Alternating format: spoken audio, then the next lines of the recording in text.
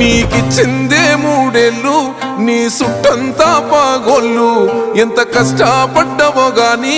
తూడ్చావేమో కొన్నిళ్ళు కొమురెల్లి మల్లన్న తీరే నీ కోపము